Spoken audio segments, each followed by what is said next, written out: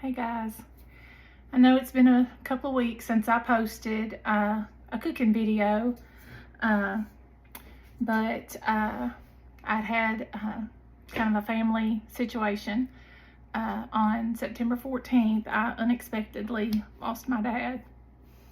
My dad and I had really grown close, kind of the older we got, and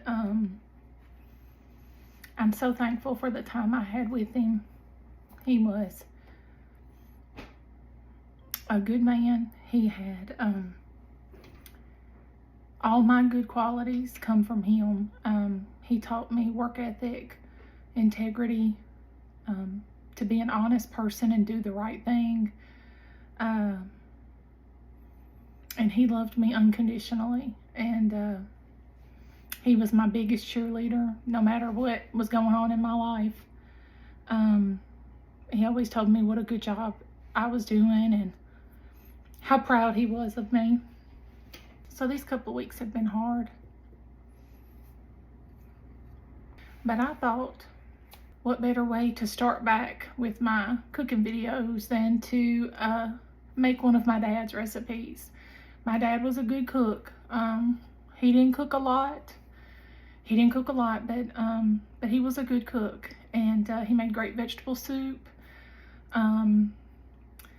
Everyone loved the breakfast food that he would cook. He would make Pepsi ham, and he made a great pecan pie. But anyway, so I found his recipe for strawberry cake on his computer. He had made it many times and brought to our family functions, and it was always so good. It was just so moist, you almost had to eat it with a spoon. And I never really knew how he made it. I think he's probably told me over the years, but I didn't remember. So I was very thankful to find the recipe typed out on his computer. It's really simple. It's a really easy recipe, but his cakes were always so good. So we are going to make my daddy's strawberry cake. Let me show you how we make it. All right, you're gonna get you a box of your favorite strawberry cake mix. This is the one I got. And you're gonna make it according to the package directions on the back, with the only exception being, instead of the 1 cup of water, you're gonna put in one of these tubs of frozen strawberries with sugar. This is a 15.5 ounce tub. So you're gonna put in one of those. You can leave the strawberries chunky, but I kind of whizzed mine up in my little magic bullet thing. I kind of whizzed them up in that. So I'll add that, and then I will make this according to the directions, and we'll get it all going in the mixer.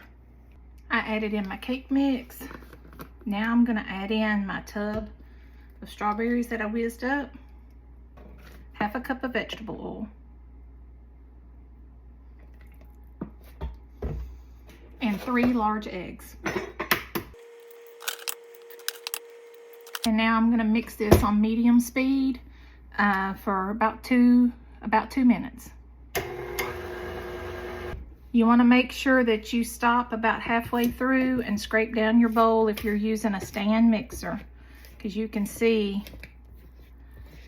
there was some dry cake mix down at the bottom. My dad always made this, or most of the time when he brought it to our family functions, he would make it in a layer cake. But this cake is so moist that it's really hard to do in a layer cake. He managed to do it. I'm not gonna try that.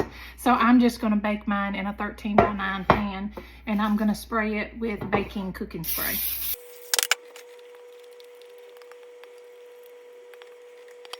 All right, there she goes. And I'm gonna put her in a 350-degree oven and bake it according to the box,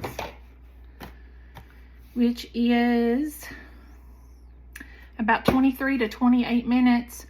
Okay guys, my cake cooked a little bit longer than the box said, just because it's gonna be so moist. So this is my cake out of the oven. I probably should have taken it out about a minute or two earlier, but it still feels like it's going to be real moist. So I'm going to let this cool off, and then we'll make the frosting when we come back, and I'll show you how we do that. Okay guys, my cake has been cooling over here. So now we're going to make the frosting for the cake. So this is going to be super easy. I'm normally not a fan of store-bought icing. I like to make homemade icing, but this is my daddy's recipe, so I'm doing it the way he did it. So we are going to take some cream cheese frosting, some already made cream cheese frosting, and to that we're going to put that in a bowl, and to that we are going to add another 15.5 ounce tub of these frozen strawberries. You want to make sure they're thawed and drained. So I let mine sit in a little fine mesh strainer and let them sit over a bowl and let them drain. And then I lightly whiz them up in my little magic bullet. You could just, mash them with a masher, a potato masher or something, but I just did mine lightly. You still want to have a few chunks. So I've got that tub in here that was been drained and it's whizzed up a little bit. And then I have a cup of chopped pecans. So I'm going to get these three things mixed together in a bowl, and then we'll get it on our cake.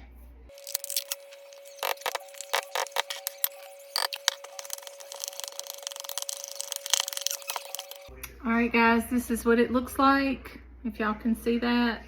And now I'm going to get it put on the cake.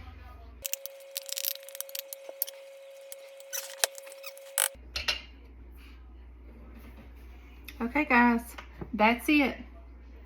There is the strawberry cake. Doesn't that look delicious? Ideally, you want to put this in the refrigerator and let it get set up and cooled off. But I think we're pretty anxious to try this tonight. So I think we may go ahead and cut into it and do a taste test. Hey guys, we're here to do the taste test of my daddy's strawberry cake. My son didn't want to get in here again, so my husband is graciously volunteered to try the cake. I know that's a sacrifice for him. I'm taking one for the team. Taking one for the team. Okay guys, so here is the piece cut out. And like I said, it's better if you kind of leave it in the refrigerator. This is still just a little warm. We were ready to eat it. So we're going to go ahead and dig in.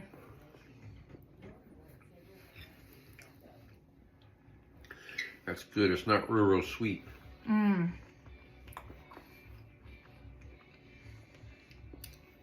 Ooh, that cake is moist. Big strawberry flavor. And you cannot tell that that icing is store-bought at all. Mm-mm. You cannot tell that is made with store-bought icing at all. It tastes homemade. I think the only thing I would do different is I would maybe chop up my pecans finer. I think maybe a little less pecans and chop them up finer would be the only thing I would do different.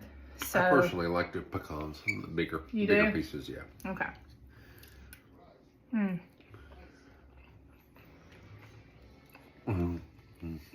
It's not as good as my daddy made, but it's still pretty good. I hope y'all try it. Let me know if you do, okay? Thank you guys for tuning in, and we'll see y'all guys later. Bye.